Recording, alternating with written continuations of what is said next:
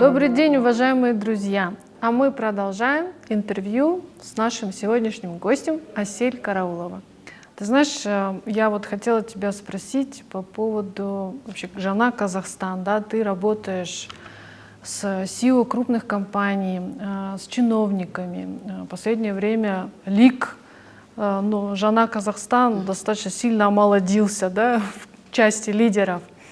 И вот у меня такой вопрос. Как ты считаешь, у нас очень много таких молодых лидеров появилось в правительстве, в корпоративном секторе, вообще в обществе. А у лидеров у него должен быть какой-то возраст, где он признается как лидер? Либо ты должен пройти какой-то определенный путь, набить себе шишек, набраться навыков. И вот в каком-то определенном возрасте ты можешь по праву называться: да, я лидер, потому что у меня есть вот этот жизненный опыт за плечами. Как ты думаешь? Ну, тоже хороший вопрос, но мне кажется всегда, что у нас в стране две крайности. Или люди, которые сидят там по 50 лет на одном месте, уже явно пенсионного возраста, то, что мы называем там, может быть, не знаю, ЕСК Казахстан или еще какой-то советский Казахстан, да, неважно. До сих пор есть люди, которые сидят. И сейчас вот этот тренд, когда приходят люди там 27 лет, 26 лет. С одной стороны, это здорово, потому что это молодая новая кровь, это люди, которые, ну, как правило, где-то отучились, получили определенное хорошее образование, знают языки, очень энергичные. Но я все же считаю, что здесь должна быть золотая середина, потому что человек, на мой взгляд, опять-таки, может быть субъективный, там 26 лет, 27 лет, он вряд ли может быть хорошим министром, да. Я считаю, что на позиции, например, министра, на топовые, да, то есть должен приходить человек 40, 43, 45. Конечно, мы не должны зацикливаться на возрасте, потому что есть индивидуальные особенности, это твоя личность, твоя подготовка, твои возможности, твои знания, твой профессионализм, твое умение управлять людьми. У кого-то это проявляется в более раннем возрасте. Но с чем я сталкиваюсь, вот по направлению работы там нашему, да, или работая с чиновниками и с бизнесменами, что совсем молодые люди, когда у них нет жизненного опыта, и они еще такие все время пребывают в пузыре. Я говорю, это очень много сейчас таких молодых людей, благополучных, которые выросли там в очень благополучной среде, учились в какой-то дорогой школе, потом где-то на Западе закончили хороший дорогой вуз, и вот они из этого бабла не выходят, то есть они реальную жизнь не видели, не знают, и потом они перемещаются в какое-то кресло, где ты сразу, значит, они становятся такими чиновниками. И мы смеялись недавно, не буду называть там имена, но смеялись недавно с подругами, что как молодые люди, такие хорошенькие, стройненькие, садятся в кресло, и тут же через год он превращается в агашку. Там не только живот появляется, да, там походка, там, значит, взгляд такой уже, все меняется. Он тебя теперь не знает, то он, значит, бегал, а теперь он тебя не знает. Но на самом деле это очень многое говорит о человеке, да.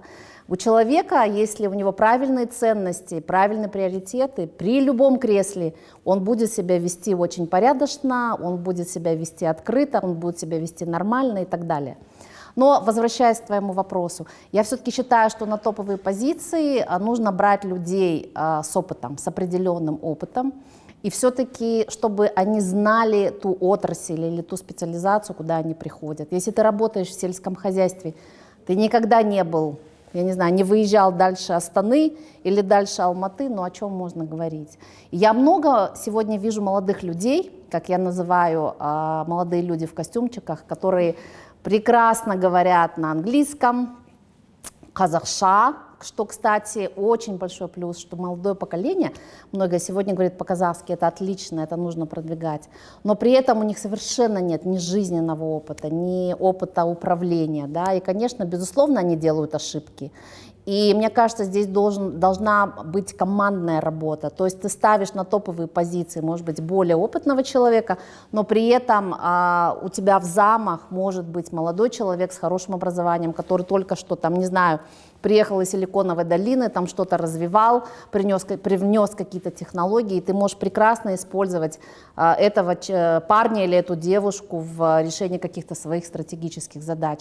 Я не против, я за молодых, но я все-таки за определенный опыт и жизненный опыт. Интересно, кстати, вот моя дочь, она сейчас работает за границей, в Европе, она отучилась там на психологии. И несмотря на то, что она на психологии отучилась, она еще не ведет личные консультации. А я спрашиваю, почему? Она говорит, ну потому что я еще очень молодая. Для того, чтобы получить дополнительный диплом для личных консультаций, ты должен иметь определенный жизненный опыт, и только потом ты можешь переходить к консультированию других людей. Но мне кажется, это очень верно. Я так удивилась, потому что у нас вон выходит 18-20 лет закончил там какие-то курсы по психологии, и уже, значит, марафоны, да. Не, самое интересное, марафоны, отношения женщина, мужчина и так далее, да. Хотя вот интересно, что когда дочь училась, она рассказывает, как построена учеба, я смотрела сама учебники, это же медицина фактически, да, то есть там нейропсихология, это очень сложная наука. И это риск. Это риск, и они потом не занимаются вот этим легким такими, значит, инфо-цыганством, когда ты, зная какие-то базовые вещи, начинаешь уже работать с людьми. Это ведь огромная ответственность, когда ты работаешь с человеком, у которого определенные проблемы, да, и мне кажется, то же самое у нас. Должен быть определенный опыт все равно, да? Но омолаживать в целом нужно, потому что есть люди, которым уже давно пора на пенсию, заниматься не то что внуками, правнуками, но они все еще сидят, плотно держатся за свое кресло и никому не отдают. Спасибо большое. Вот про жизненный опыт. Теперь уже про твой жизненный опыт в личной жизни, да? Сори за масло масляное. Я смотрела выступление Индра Нуи, это бывший CEO Pepsi. Да, я смотрела. Тоже панельная сессия была, и у нее, она, кстати, книга вышла, да? Она классная такая, да. Супер. У нее очень много цитат для размышления потом в последующем. И она сказала, что карьеру и семью можно совместить, только ты должен научиться все время балансировать, всю свою жизнь. И вот мой вопрос к тебе. Скажи, пожалуйста, какие навыки, сильные свои стороны ты включала для того, чтобы сохранить этот баланс в своей жизни, в своей семье? Спасибо за вопрос. Но я с Индрой соглашусь, что можно и что это сложно. Я думаю, что если говорить о моем опыте, то, конечно, во-первых, мне повезло. Все-таки вопрос везения тоже важный, да, то есть мне попался очень понимающий супруг, который сейчас, как я говорила, он немножко обогнал свое время. Сейчас много таких молодых людей, которые со своими женами готовы делить заботу о детях, там, заботу о доме и так далее. То есть это такие партнерские браки. Вот у меня настоящий партнерский брак. Но поскольку он давно уже произошел, да, больше 30 лет, тогда таких мужчин было немного. Мне повезло. Он всегда меня понимал, всегда поддерживал. Когда я там выиграла грант, в Америку поехала, он позже присоединился. Он никогда не ставил мне препятствия или условия там или, да. То есть, ну, мне повезло реально. Второй момент, я, конечно, все равно, если вот сравнивать, интересы семьи для меня все равно всегда были на первом месте, да, то есть дети, муж, и я всегда старалась сбалансировать это с работой. Но поскольку всю жизнь практически я занимаюсь собственным бизнесом, может быть, еще был плюс, что надо мной не стоял постоянный работодатель, который бы там меня в какие-то рамки ставил и так далее, да. Но на самом деле это, наверное, даже сложнее, когда ты сам себе хозяин, при этом над собой стоишь ты сам. То есть не просто так себя поднять, да, вытащить что-то, сделать, там, сходить, продать какой-то проект или подумать о том, о чем ты будешь, да, как ты будешь дальше двигаться, развивать бизнес. Но я всегда понимала, что все равно семья важнее. Но я всегда, когда вот еще дети были маленькие, тоже понимала, что даже детям важнее, наверное, мама работающая, мама какая-то продвинутая. Ну, мама не просто домохозяйка. Я, конечно, ни в коем случае не хочу там что-то сказать о домохозяйках, у каждого свой путь, но мне всегда казалось, что детям даже интереснее с такой мамой, и они могут активнее развиваться. Я любое свое там маленькое какое-то время, когда оставалась свободная, я всегда проводила с семьей, и то же самое делал мой муж. То есть это интересно, что вот если у него был приоритет, например, пойти с ребенком куда-то или пойти пить пиво, он всегда выберет поход с ребенком. Это действительно редко, но я это очень часто наблюдала у наших друзей, коллег, западных, там, американцев, европейцев. Для них это как бы нормально, а у нас это очень редко, потому что наши мужчины все-таки выберут прежде всего свою тусовку, большинство, я не говорю про всех. У нас очень много мачизма, еще это такие культурологические особенности. Мужчина мачо, да, который там должен, я не знаю, ходить на какие-то тусовки там со своими мужиками, там пить пиво и вести себя определенным образом.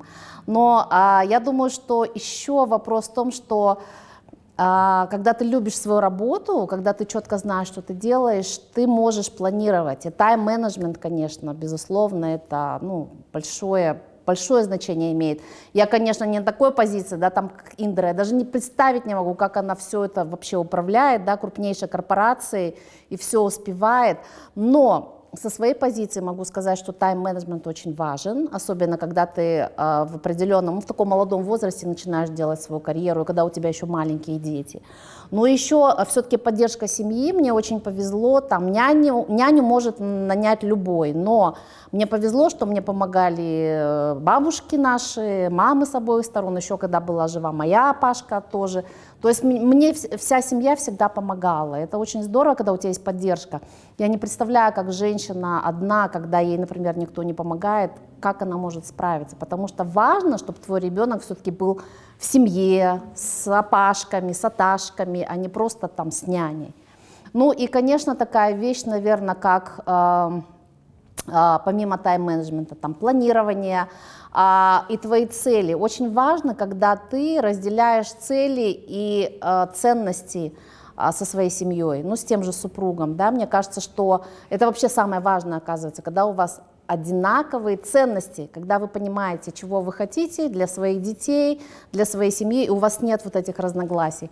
У вас могут быть по любому поводу разногласия, я не знаю, там, цвет, куда поехать, там, я говорю, там, цвет штор, куда поехать, дизайн, там, книги, неважно, но именно в фундаментальных ценностях, если вы совпадаете, мне кажется, это самое главное. Ну вот я так сейчас уже определенный путь пройдя, уже дети выросли, уже внук у меня родился, и я уже понимаю, что самое главное — это ценности. Если вы совпадаете, то это проще вам строить семью, проще строить карьеру. Ну и, конечно, вот это партнерство в браке, оно тоже очень важно. Когда ты позволяешь своему партнеру тоже расти профессионально, когда ты не ставишь какие-то условия, да, когда нет внутри семьи какой-то там состязательности, а есть гармония и понимание друг друга. Это сложно, как я сказала в начале. Мне кажется, что вообще семья — это работа постоянная над собой, это поиски компромиссов, ну и так далее. То есть это не все просто. Это сложный механизм такой, да,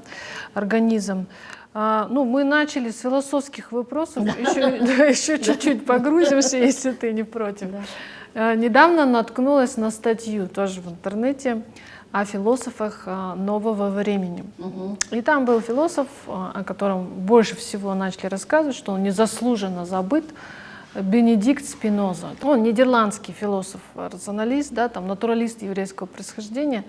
И особенно отметили одну фразу, которая меня вот прям зацепила. Знаешь, вот, там прозвучала фраза о том, что, которую он сказал, что когда ты остаешься один, важно понять, с кем ты остаешься. И иными словами, ты должен понимать, кто ты есть. Ну, я хотела немного перефразировать вопрос. Не спрашивать, кто ты есть, потому что это звучало достаточно комично в данной ситуации. Мой вопрос немного так интересно, может быть, прозвучит. Как бы ты себя охарактеризовала 3 глаголами? То ты как действие и 3 прилагательными. Какая ты? Сложный вопрос, да?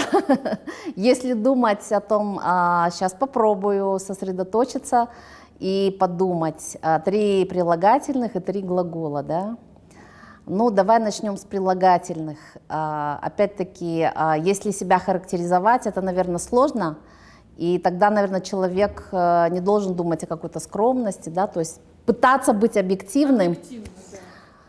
Попробую. Ну, я бы сказала, что я интеллигентная, я бы сказала, что я умная, нескромна, да, и, наверное, третье из всего, что, ну, мне кажется, что я эмпатичная, это важно, то есть я слышу людей, вижу людей, я чувствую людей, а эмпатия сейчас очень же важна, особенно вот после ковида, после того, что происходит. Наверное, так, если прилагательные, глаголы. Так, ну, наверное, я что делаю прежде всего? Прежде всего, я люблю. Мне кажется, это важный для меня глагол. Ну, люблю своих близких, себя, свою работу, свою страну. Люблю жизнь. И, наверное, люблю, это, наверное, был бы правильный глагол первый. Второй, наверное, я работаю. Ну, то есть вот работаю над собой, не просто работаю работу каждый день, да, на самом деле я всю жизнь много работала. Работаю над собой, работаю как бы с людьми, работаю с окружающим миром. Наверное, вот работаю – это глагол, который для меня характерен. И если третий, наверное, познаю. Познаю мир каждый день, познаю что-то новое, узнаю что-то новое, познаю людей. И я сейчас очень четко вижу, как мир меняется, или, может быть, я это меняюсь, да, то есть уже я становлюсь старше, и какие-то вещи смотрятся совсем по-другому, чем они были раньше. Я каждый день что-то познаю. Новые программы, новые медиа, то, что касается моей работы, новых людей, какие-то новые, не знаю, там, рецепты, но я стараюсь по возможности побольше путешествовать, познаю мир. Наверное, так, вот если 3 и плюс 3, то есть это надо, наверное, задуматься еще, если бы ты мне дала, там, не знаю, час времени, я бы, может быть, что-то по-другому написала, но это то, что идет от души, и сразу первое приходит на ум, наверное, так. А теперь мы в обратную сторону пойдем. Так. Сегодня у нас эти квизы, да? Да, вот это очень такой популярный вопрос на всех американских ток-шоу, и обычно он тоже услышал, как он задается женщинам, топ-руководителям в Америке. Зная, какая ты сейчас, уже четко себе представляю, ты даже охарактеризовала себя 3 глаголами, 3 прилагательными, вот какая ты сейчас, какие бы ты рекомендации дала себе, будучи в 10-летнем возрасте, когда тебе было 25 лет, и когда тебе было 40 лет. Вау! Теперь все узнали, что мне уже далеко не 40. Да? Так, это тоже классный вопрос. Я, кстати, видела на ток-шоу, да, когда отвечают. Ну, попробую насчет 10 лет. Это детство еще, да. Наверное, я об этом, кстати, думала, о том, что бы я себе сказала в детстве. Ну, наверное, первый момент я бы себе сказала, что нужно изучать больше языков и нужно выучить казахский язык, я бы себе сказала. Это то, что, к сожалению, в советское время, когда мы учились в советской школе, мы фактически не обращали внимания, и нам, наоборот, взрослые говорили, нужно выучить очень хорошо русский язык, грамотно, тогда адам боласын, да, то есть теперь мы понимаем, но тогда же мы не знали, что нужно было в то время, пока ты еще маленький, у тебя свежий ум, обязательно выучить хорошо, fluent казахский язык. Ну, плюс я бы еще выучила, наверное, еще один язык, потому что я говорю только по-английски из иностранных языков, но сейчас этого явно недостаточно, я сейчас изучаю испанский, но это так, на уровне разговора, да, такого поддержать, но глубоко можно было изучить еще один язык, потому что на самом деле мне нравятся языки, и я бы себе сказала, маленькая, что нужно обязательно заниматься системно спортом. Тоже раньше это не было, да, в адженде, это сейчас все занимаются спортом, а раньше, я помню, моя Пашка говорила, спортсмен, значит, он недостаточно умен, значит, он прочитал мало книг или вообще не читает, да, то есть, ну, как бы был такой образ людей, которые занимаются спортом, что они, может быть, недостаточно интеллектуальны. На самом деле это не так. А я бы себе сказала, что нужно профессионально заниматься спортом. Мне всегда нравился или теннис, там, или плавание, я еще там волейболом занималась, ну, неважно каким, потому что я вижу, что, ну, помимо здоровья, что спорт очень сильно дисциплинирует. Вот у меня дочка занималась профессионально бальными танцами много лет, и она очень дисциплинированная, то есть по времени все четко, и я думаю, что спорт ей дал вот эти вот внутренние потребности, установки, и у нее сейчас есть потребности постоянно заниматься спортом, потому что это уже сложившаяся установка и потребность организма. И еще бы я, наверное, сказала себе, что... Это все в 10-летнем? Да, в 10-летнем все... Небольшая нагрузка? Ну, наверное, большая, но я об этом думала. Еще я бы, наверное, себе сказала, я сейчас часто думаю о том, что ну вот уже там опашки, аташки ушли, и что наслаждайся детством, наслаждайся близкими и получай больше радости. И запоминай, потому что мы очень плохо помним то, что было в детстве. Запоминай какие-то моменты, моменты счастья, которые потом ты будешь в более взрослом возрасте вспоминать. 25, это такой классный возраст, когда я уже была мамой, уже работала на руководящих позициях, уже закончила. Но я, правда, позже училась в Америке в магистратуре, но это в 27 лет я в Америку поехала в магистратуру. В 25 я бы, наверное, себе сказала, что это очень классный возраст, не бойся пробовать новое. Потому что я сама по себе более консервативный человек. И даже в бизнесе, я вот сейчас поняла, я всю жизнь занимаюсь одним и тем же. Мне это нравится, да, и я в этом достигла определенных профессиональных успехов. Но я помню, что в 25, 26, 27 у меня были такие интересные предложения, и я размышляла и не приняла эти предложения и в работе в корпоративном секторе, и даже в госсекторе. Ну, кстати, насчет госсектора я рада, потому что я бы не хотела заниматься госслужбой. Вот. И, возможно, я бы себе сказала, слушай, пойди попробуй, ты всегда можешь вернуться на исходные позиции, заниматься своим бизнесом. А тогда мне казалось, если я вот делаю, у меня это получается успешно, я развиваю, я должна дальше развивать и так далее. И есть какие-то вещи, которые я не попробовала, и, может быть, я об этом жалею. Другие направления, другие позиции, более активно работать с той стороны. Я всегда со стороны консультанта, а именно в корп-секторе, может быть. И, конечно, я по себе, наверное, 25 сказала, тогда вот у меня уже сын был 3-летний, что на самом деле такое наслаждение, когда у тебя дети. И вот мы сейчас говорили о теме баланса, да, work-life balance, как ты там с семьей, работа. Ну, я бы, наверное, еще задумалась о 3-м ребенке, да, мне кажется, потому что мы об этом думали с мужем, размышляли, но все-таки не рискнули.